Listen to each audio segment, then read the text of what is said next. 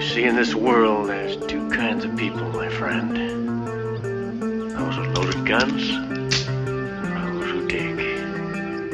You dig.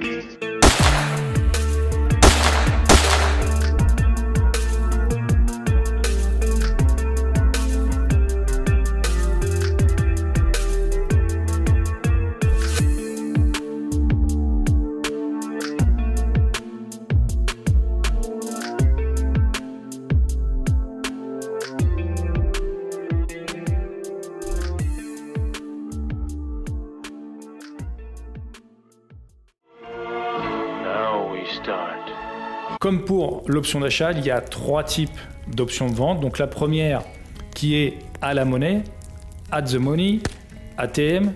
Et là où, comme pour l'option d'achat, le prix d'exercice, le strike, le P de l'option de vente est à peu près au cours de l'action.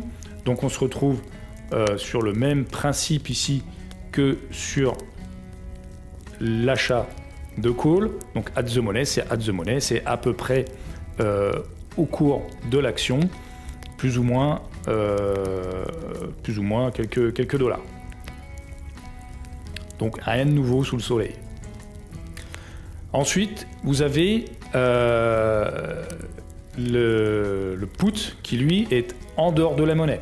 Out of the money, OTM, le prix d'exercice, le P de l'option de vente est inférieur au cours de l'action. Donc vous avez ici le cours de l'action et l'option de vente put en dehors de la monnaie est inférieur au cours de l'action et se situe dans cette zone. Donc tous les strikes qui se trouvent dans cette zone en dessous du cours de l'action sont hors de la monnaie. Donc c'est l'inverse du call.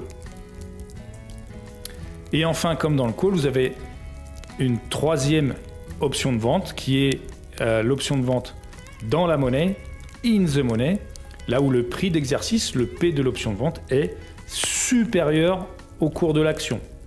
Donc ici, on a le cours de l'action et tous les strikes, tous les P qui se trouvent dans cette zone-là, au-dessus du cours de l'action, sont in the money, dans la monnaie. Et comme pour l'option d'achat, vous avez deux master rules qui sont exactement les mêmes parce que là on parle de master rules pour les achats d'options, que ce soit pour l'achat de call ou l'achat de put, c'est la même règle que l'on applique chez Strike Team. C'est pareil, c'est pas une règle, c'est une règle que nous on applique en fait, donc c'est pas une règle valable pour tout le monde. Certains vous diront qu'ils ne font pas comme ça, il n'y a aucun problème. Nous, on applique cette règle, on achète toujours dans la monnaie. In the money, quand on achète une option, que ce soit un call, et là on parle du put, donc on va acheter une option de vente, et si on l'achète, on l'achètera toujours in the money. Je vous laisse vous reporter à la deuxième vidéo pour tout ce qui est explication de valeur intrinsèque et de valeur temps ici. Mais grosso modo, retenez que c'est la même chose que pour l'achat de call, étant donné que là, on parle d'achat à l'achat, quelle que soit l'option, put ou call, on achète toujours in the money, dans la monnaie. Et la deuxième master rules, deuxième règle, on achète toujours loin dans le temps, pour pouvoir se laisser une marge de manœuvre et pouvoir ne pas être pris par le temps, et du coup on s'achète du temps pour pouvoir éventuellement adapter la stratégie, rebondir et ne pas subir le marché sur une courte période de temps, pouvoir être avec une marge de manœuvre. Tout simplement, ça coûte un peu plus cher, mais au moins on peut, on n'est pas surpris par le temps, donc on s'achète du temps. Donc première règle, on achète toujours in the money. Deuxième règle, on achète toujours loin dans le temps. Mais c'est la même chose que pour le call. Je vous laisse vous reporter à la vidéo numéro 2 sur le call, l'achat d'options.